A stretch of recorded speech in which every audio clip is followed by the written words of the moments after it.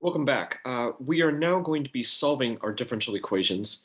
And these are very specific types of differential equations. These are called separable equations, meaning I can separate out functions of x and functions of y separately from one another.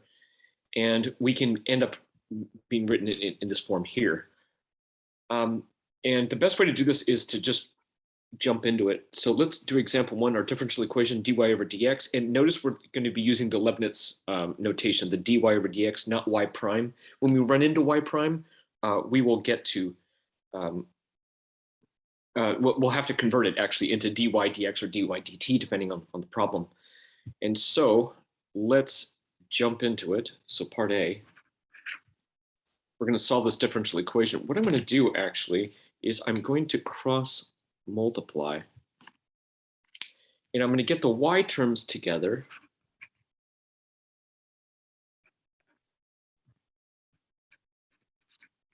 And you can see that we have separated the y's from the x's. And what we're going to do now, because it's a linear operator, we're going to integrate both sides. And you can see over here, we're going to get 1/3 y cubed plus a constant. But what I'm going to do is I'm going to abuse the constant notation and just write the plus here. So whatever plus c I had here, I subtracted it to this c that I got from over here. We made it one big grand c. It should be a 3/3.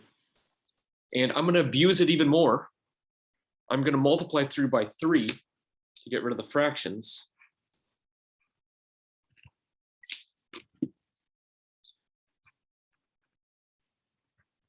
And 3 times a constant is just another constant. And again, I know I'm abusing the notation, but hopefully because I'm telling you that I'm abusing it, it's not coming off as dishonest. Now, because y cubed, we can take the cubed root of both sides and actually get an answer in terms y as a function of x. It's cubed root. So here's our general solution here. And you'll notice part B says, hey, we have an initial condition. This is when x equals 0, y is going to be 2. And what our goal here is to figure out what that c is.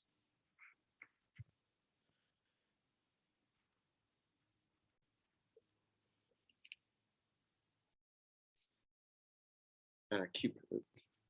So we end up that 2 is equal to the cubed root of c, which means c is 8. You cube both sides to get rid of the cubed root. And so our generalized solution is, again, or a specific solution, I should say, is there. And this is only a solution based on that initial condition there.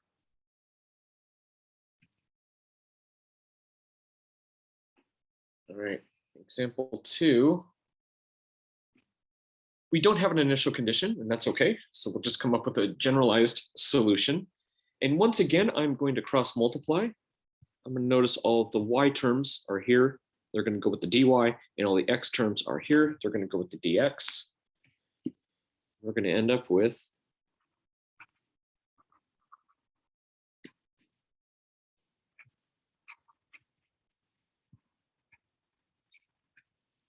so we've now separated the variables, the x's and the y's. And I'm going to go ahead and integrate.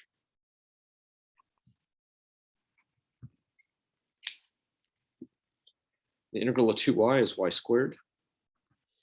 Integral of cosine is sine y. And again, I'm going to abuse the plus c notation. There should be a plus c here, but I'm going to move that to the other side. This is going to become 2x cubed because I get a 1/3. And 1/3 times 6 is the 2. And there's my plus c. And for this one, as uncomfortable as it might be, we can't get y as a function of x, like we did with this previous one, where we could get y by itself. That's not possible to do in this case, because we have a y squared and a sine of y on one side. So we just have to leave the solution there. There's nowhere else to go with that one. Again, we have no initial condition for this one, so we are going to move on to the next problem.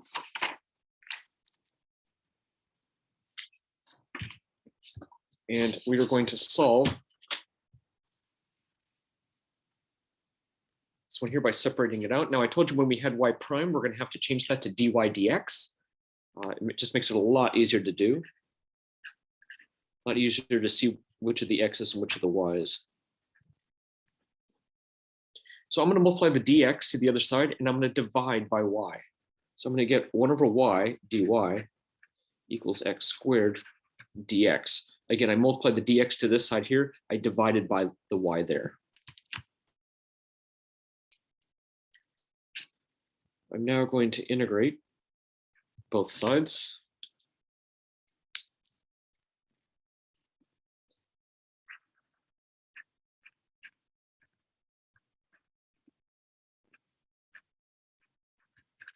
And again, I'm using the C notation. I'm going to just move that to the other side there.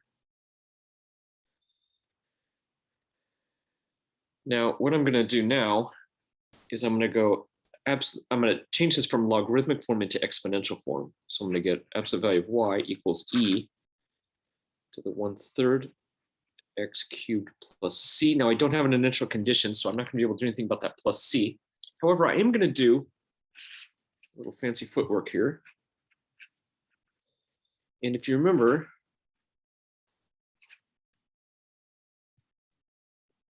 when you're adding like this with in the exponents, it can just become where you're multiplying the same base. So because e is the same base, I can actually add these two exponents and I can end up back here. So I can actually do that rule in reverse here. And I want to point out that because it's absolute value, this is going to be y equals plus or minus e to the c. And this, positive or negative, it's irrelevant, is just a giant constant. It's just some number, negative or positive, doesn't matter. So we can just write it as c e to the 1/3 x cubed.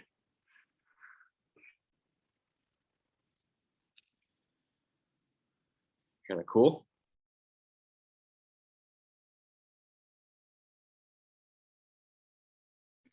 Next up, we have the y prime notation again. So I'm going to have to rewrite this.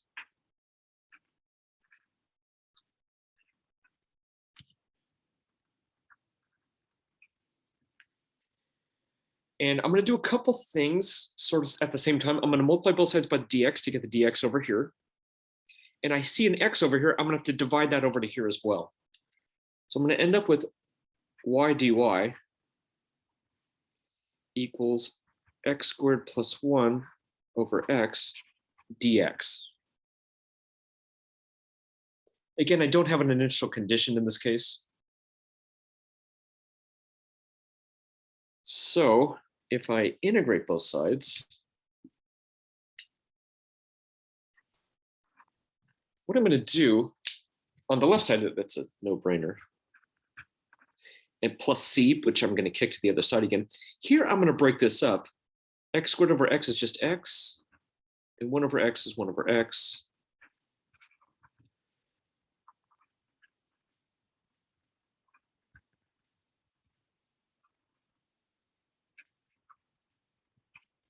And there's my plus c. Again, I'm kind of abusing that notation.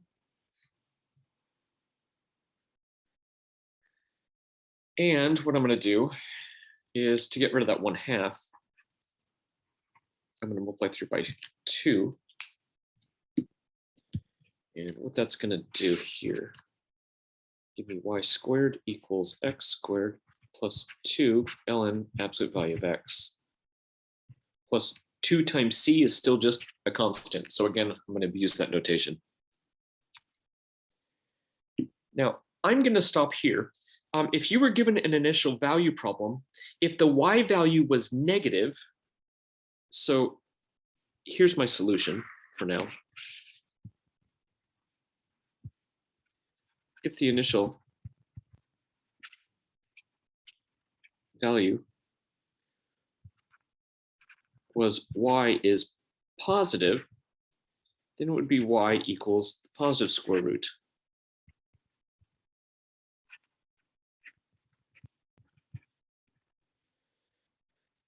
If y is negative, then it would be y equals negative the square root of x squared.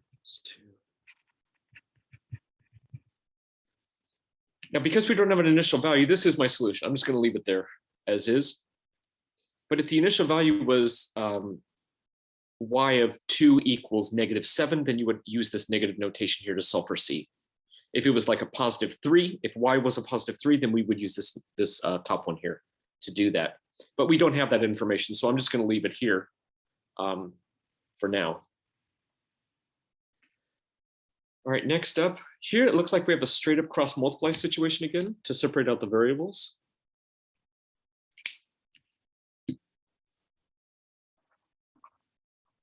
Now in this case,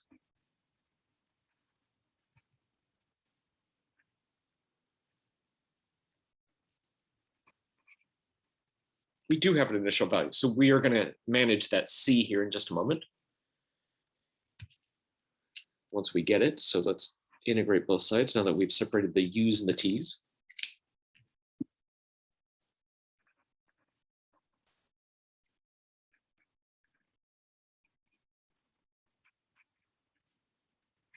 And the c that I would have got there, I just moved over to there, no problem.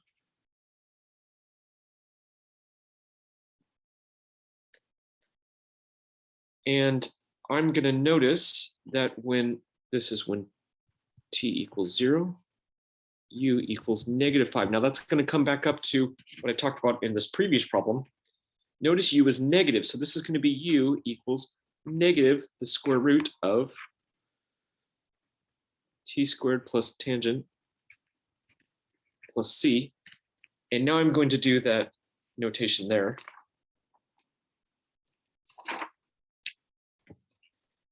And u is going to be -5.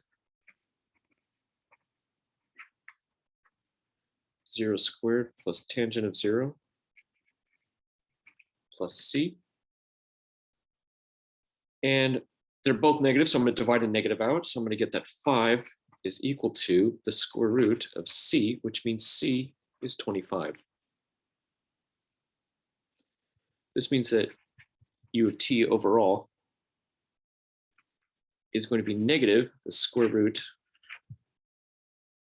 of t squared plus tangent of t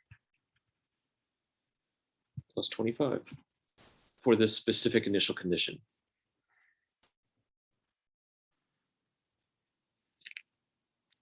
Cool. All right, we got a few more to go through. An equation of the curve that passes through this point, so we have an initial condition, and whose slope at xy is x over y, pardon me. And what we're going to do is realize that when it says whose slope, that's dy dx. So we're back to the beginning.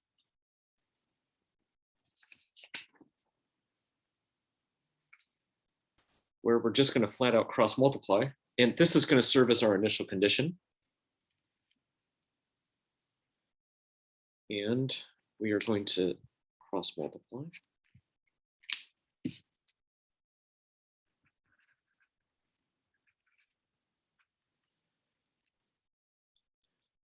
Integrate. And to be clear, this is m, right? This is our slope function.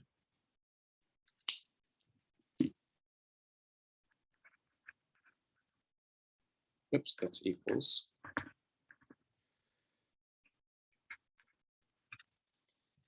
And once again, I'm using that plus c notation. Multiply through by 2.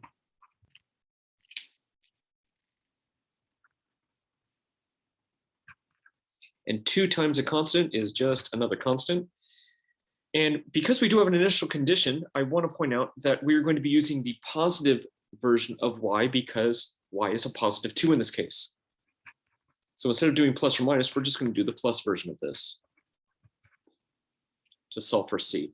This is when x equals 0, y equals 2. So 2 equals the square root of 0 squared plus c. So 2 equals root c, which means c equals 4. So the equation of the curve that passes through this point and whose slope at x comma y, any generic x comma y, is x over y, is going to be the positive square root of x squared plus 4. Not too bad.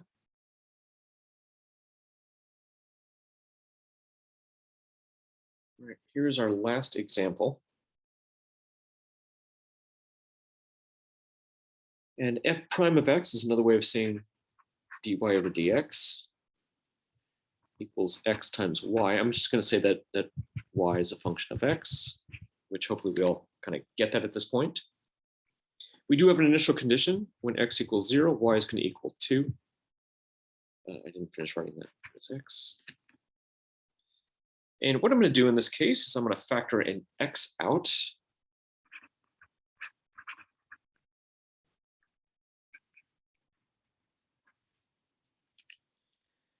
And I'm going to have to divide both sides.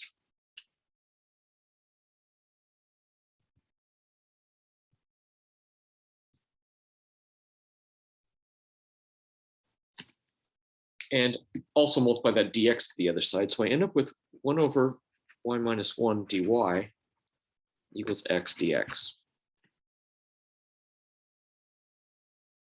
And of course, I now need to, now that I've separated the variables, I'm going to integrate both sides.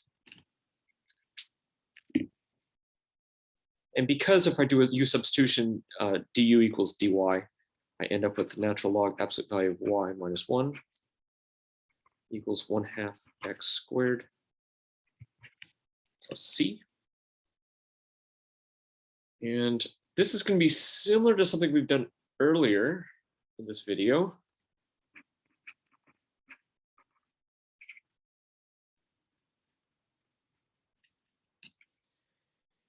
And once again, you can remember I can break this up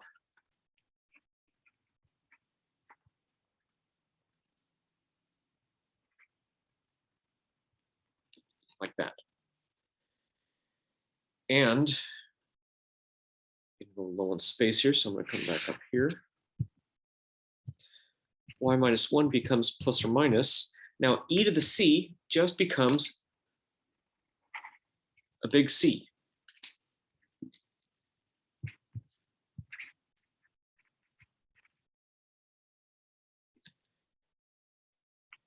And because it doesn't matter if plus or minus here, it's just a constant. And I'm going to add a 1 to both sides.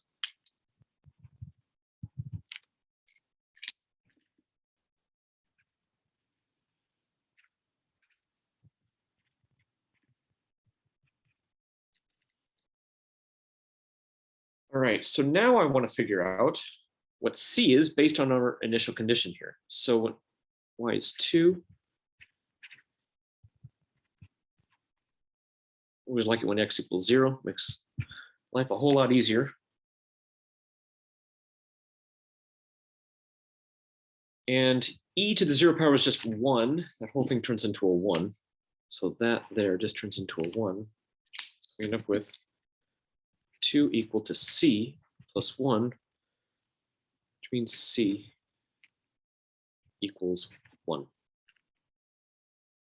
So our solution overall is 1, right? I'm going to replace that c with the 1 here. So that's just e to the 1/2 x squared plus 1.